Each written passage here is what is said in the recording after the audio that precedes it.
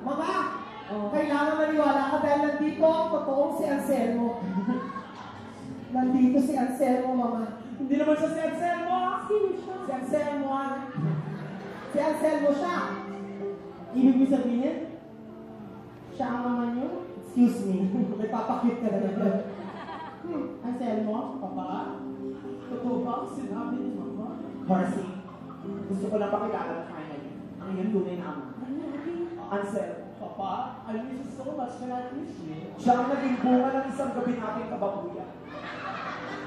Siya ang naging bunga ng minsan ko kung kinabayo ng bonggang-bongga.